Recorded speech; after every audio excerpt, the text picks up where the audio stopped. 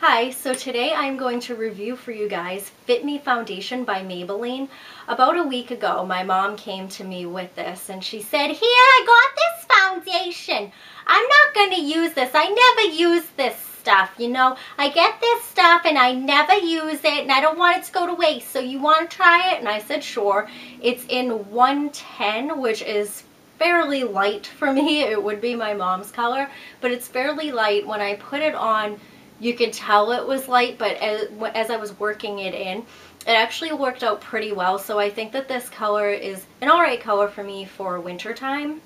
I put it on this side of my face using my fingertips. I put it on my forehead using a MAC 187 brush, and I put it on the left side of my face using one of these wedges, just the tip of it, because sometimes these wedges, like if you use too close down the middle where you're supposed to be holding it, it can sometimes like suck in a lot of the product and you end up wasting it, and that's no good. So I ended up really liking this actually. So as I was working it in with my fingers, I was a little iffy about it because it was sort of like oily feeling, and I'm like, great. Because I stopped using liquid foundations, I can't even remember how many years ago, because I would get those cysts on my chin. I would use it for a while, it would be great, and then one of those cysts would form. And those things take forever to go away. And then it would finally go away, and I'm like, oh great, I'm in the clear. And then like a little while later, another one would reappear. And ever since my switching to powdered foundation, even though I have very dry skin, I've never had that problem. I haven't had one of those pop up ever since. So I'm hoping that doesn't happen with this. I'm going to say a few words about this after using it for a couple of weeks on my Twitter page. So if that does happen, I will let you guys know there.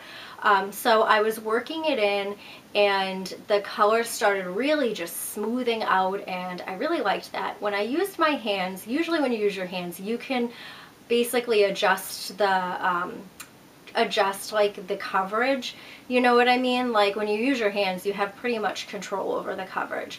So for some reason it went on sort of, I would say, like a medium coverage, which I thought was kind of strange that each way I put it on had a different level of coverage. For the brush, I felt like that had the least amount of coverage, and for the wedge, I felt that that had the most amount of coverage. So that's just really going to depend on what you guys prefer. The thing that made me fall in love with this was contouring. When I went to contour with my contouring powder and my highlighting powder, it went on perfect and so smooth. Sometimes a foundation will move around under like a brush, you know, when you're contouring. This didn't move at all. Everything went on silky smooth, and I was like, wow. I'm like, I have a new foundation. I still think I'm a little leery because it is liquid, but I'm really enjoying this. Actually, I love it, and I do recommend it for you guys. The scent, it smells like clay.